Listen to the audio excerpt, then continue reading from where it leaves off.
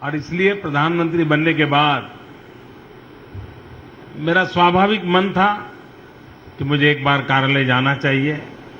तो मैंने रामलाल जी से आग्रह किया था कि मैं एक आध बार कार्यालय आना चाहता हूं। तो मैंने कहा संडे होगा तो अच्छा रहेगा, ताकि और कामों से मैं थोड़ा समय निकाल पाऊं। तो आज मुझे रामलाल जी ने समय दिया था कि आप इस समय आइए।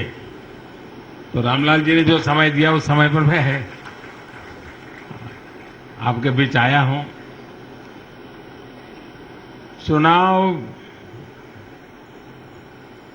के समय हर एक के पास इतना काम होता है, इतनी विविधताओं से भरे हुए काम रहते हैं कि एक बिल्डिंग में भी दो लोग आराम से एक दूसरे को मिल नहीं पाते हैं, सुख दुख पूछ नहीं पाते। एक ही बिल्डिंग में काम करते हैं लेकिन हफ्ते भर मिल नहीं पाते, इतना काम रहता है।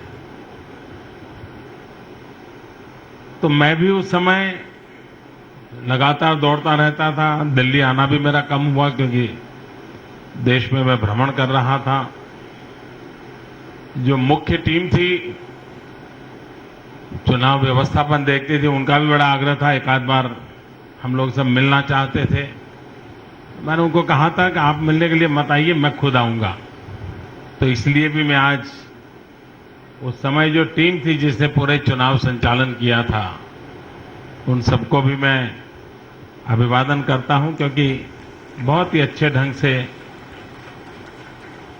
अब हम लोगों का स्वभाव जरा कम रहता है, हम ज्यादा हिस्ट्री कॉन्शियस नहीं है, इसलिए पूरा कैंपेन कैसे चला, कितने प्रकार की योजनाएं बनी, कैसे कैसे मोड़ आए, किस प्रकार से उस स्थितियों में सब ऊपर उठे, बहुत सी बातें होती हैं। मैं नहीं जानता हूं कौन इस पर कोई किताब लिखेगा कि नहीं लिखेगा, लेकिन दुनिया में छोटे छोटे देशों के भी चुनाव अभियान पर किताबें छपती है। एक किताब तो बड़ी प्रसिद्ध हुई थी जब यूके में टॉनी ब्लेयर पहली बार जीत करके आए थे, और एक किताब निकली थी स्पिन डॉक्टर।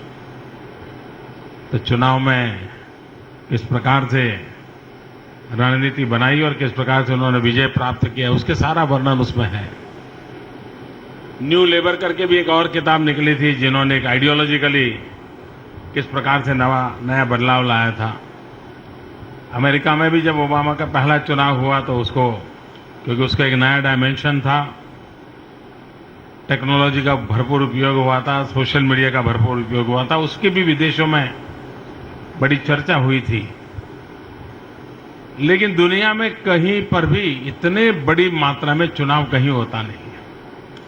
अभी जब विदेश के महानुभावों से मेरी बातचीत होती है टेलीफोन पर, उनके बधाई के लिए उनके फोन आते हैं, और जब मैं उनको बताता हूं कि 550 मिलियन वोटर्स, तो उनको पल भर तो ऐसे ही उनको लगता है इतना बड़ा काम होता है देश में। तो अपने आप में हमारे यहां चुनाव का स्केल इतना बड़ा है, लेकिन उसको जिस रूप में विश्व के सामने प्रस्तुत करना चाहिए, न हमारा इलेक्शन कमीशन भी कर पाया है और न ही हम राजनीतिक दलों के रूप में भी कर पाए हैं। लेकिन कभी न कभी तो विश्व के सामने ये बात आनी चाहिए कि भारत में लोकतंत्र ये स्वभाव है, यहां के डीएनए में है, यहां की जेनेटिक सिस्टम में है। वरना गांव का गरीब से गरीब व्यक्ति, अनपढ़ व्यक्ति 44 डिग्री टेम्परेचर में खुले आसमान के नीचे आकर के राजनीतिक कार्यक्रम में कैसे हिस्सा ले सकता है? ये अपने आप में एक बहुत बड़ी बात है। लेकिन हमारे सोशल साइंटिस्टों ने उतनी मात्रा में शायद उसका अध्ययन नहीं किया है। अगर वो अध्ययन होता तो भारत का लोकतंत्र कितना, भारत के लोकतंत्र की ताकत की चर्चा ज्यादा से ज्यादा इमरजेंसी के बाद के चुनाव में जन सामान्य ने जो अपना वर्डिक्ट दिया, उसके आसपास तो चर्चा होती है। लेकिन जिस प्रकार से हमारे यहां चुनावों में, राज्य कक्षा के चुनाव में बदलाव आते हैं, नेशनल लेवल पर बदलाव आते हैं, वो अपने आप में एक, वो सिर्फ अंकगणित का खेल नहीं है, कितने परसेंटेज और कितनी सीटें और किसकी सरकार। इसके सिवाय भी एक जन सामान्य के डेमोक्रेटिक मन की अभिव्यक्ति का एक बहुत बड़ा ये उत्सव है। उसको जिस रूप में दुनिया के सामने आना चाहिए वो अभी तक तो आता नहीं है, लेकिन आने वाले दिनों में शायद वो जरूर विश्व इसकी चर्चा भी करेगा और विश्व उससे बहुत कुछ पाएगा, ऐसा मेरा विश्वास बनता है। सामान्य मानवीय की सूझबूझ देखिए, अगर ये पूरे हिंदुस्तान में कश्मीर से कन्याकुमारी तक एक कॉमन थॉट प्रोसेस न होता, एक कॉमन स्ट्रांग अंडर करंट न होता, तो क्लियर कट मेजोरिटी का वर्डिक्ट नहीं मिलता। किसी एक आध राज्य में मिल जाए वो अलग बात है। ये बताता है कि भारत के लोगों ने शासन को कितनी बारीकाई से देखा है, कठिनाइयों का मूल कहां है उसको बड़ी भली भांति समझा है, देश को आगे ले जाना है तो किस प्रकार की पॉलिटिकल स्टेबिलिटी चाहिए उसकी समझ हिंदुस्तान के सामान्य मतदाता को है, उसका इसमें अभिव्यक्ति दिखाई देती है।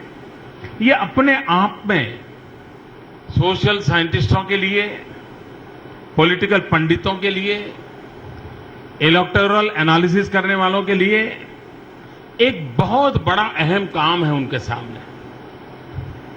और इसको अगर हमारे देश में तवज्जो दी जाए, यूनिवर्सिटीज आगे आए और इसका डॉक्यूमेंटेशन करके अगर दुनिया के सामने हम प्रस्तुत करें, तो ये अपने आप में एक बहुत बड़ी मिसाल, 21वीं सदी का इतना बड़े चुनाव का एक महत्वपूर्ण टर्निंग पॉइंट, इसकी पूरी 21वीं सदी पर क्या इंपैक्ट रहने वाला है, ये बहुत बड़ा संशोधन का विषय बनने वाला है। हम भी कार्यकर्ताओं को, विजय अपने आप में एक बहुत बड़ी बात होती है, लेकिन इस विजय के साथ भारत के सामान्य मानवीय की लोकतंत्र के प्रति प्रतिबद्धता, ये हम जितना ज्यादा परकोलेट करेंगे उतना देश के भविष्य के लिए बहुत उपयुक्त होगा। बहुत बार हमारे देश में जब भी चुनावी चर्चाएं तो राजनीति के समीकरणों से ज्यादा जातीय समीकरणों की चर्चा रही है। ये पहला चुनाव ऐसा है कि सारे जातीय समीकरण, भौगोलिक समीकरण, परंपरागत समीकरण सारों से ऊपर उठ करके देश के मतदाता ने अपना वर्डिक्ट दिया है। वो कौन सी प्रेरणा है, वो कौन सा इंस्पिरेशन है, वो कौन सी अपेक्षाएं हैं जो देश की जनता को उस बिंदु पर जोड़ रही है। और मैंने बहुत पहले अपने राष्ट्रीय परिषद में कहा था कि चुनाव एक आशा का चुनाव है, होप का चुनाव है, और ये नतीजे उस बात को ताकत दे रहे हैं कि हां, लोगों ने एक नई आशा के लिए इस सरकार को चुना है, एक अपनी आशा आकांक्षाओं की पूर्ति एक होप के साथ चुनाव में मतदान किया है। और इसलिए सरकार की, भारतीय जनता पार्टी की और हम सबका दायित्व बनता है कि हम जन सामान्य की आशा आकांक्षाओं पर खरे उतरे, मेहनत करने में कोई कमी न छोड़ें और हमारे निर्णय सामान्य मानवीय को अगर ये भरोसा दे सकते हैं कि हां भाई, अच्छा करने की दिशा में निष्ठापूर्वक किया गया ये प्रयास है, तो ये देश कभी भी आपसे नाता नहीं तोड़ेगा, मैं आपको विश्वास दिलाता हूं।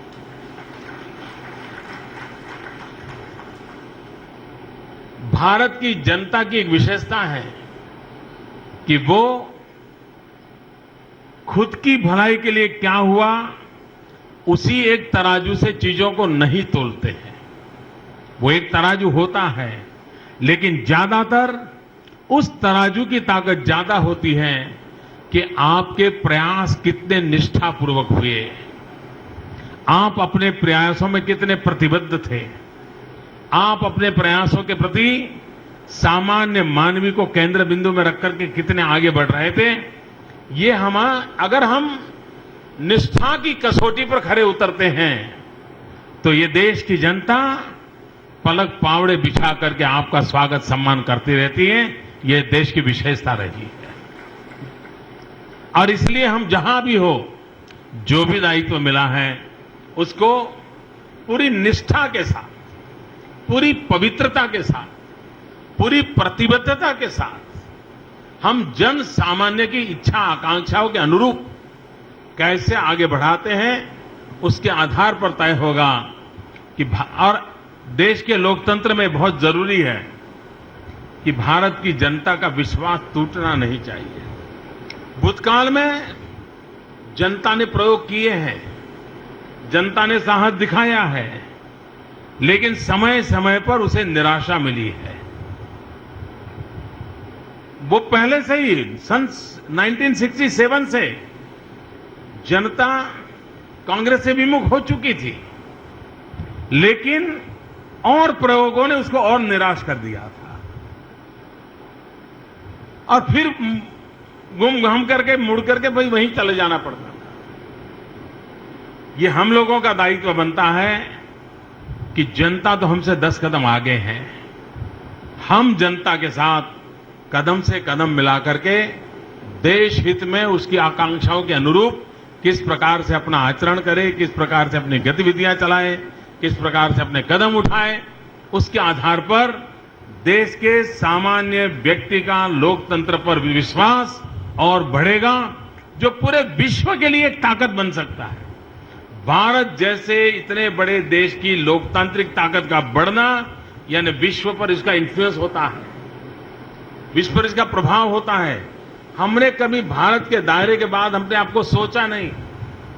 हम बहुत बड़े देश हैं, हम बहुत पुराने देश हैं, हम बहुत बड़ी ताकत हैं। ये विश्व को अनुभूति हमें करानी होगी और एक बार अनुभूति कराएंगे तो विश्व भी हमें अपने के साथ बराबरी का दर्जा देने से कभी भी कोताही नहीं बरतेगा, ये मेरा विश्वास है।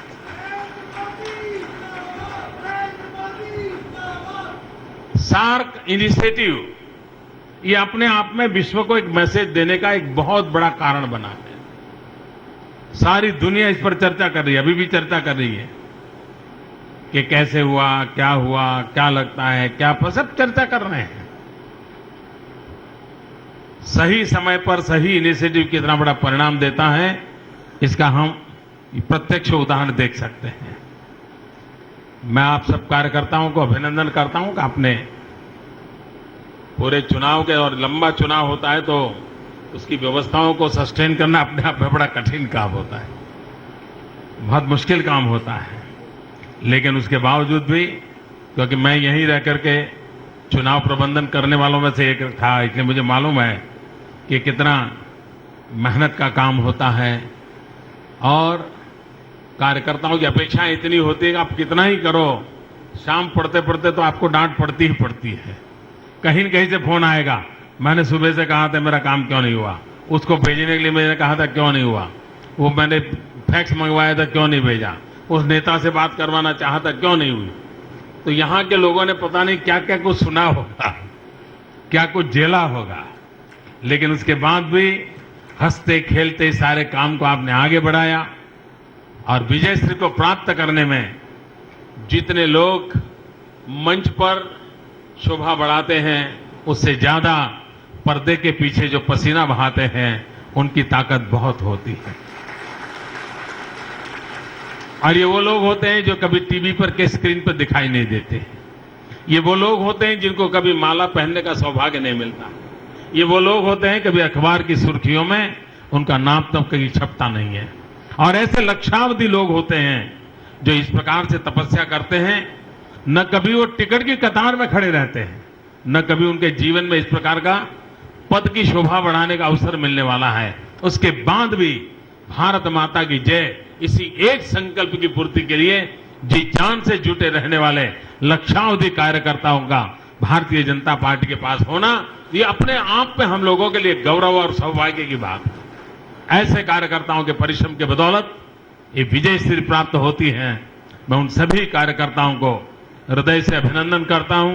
इस चुनाव के कार्यकाल में कई कार्यकर्ताओं ने अपने प्राण भी खोए हैं।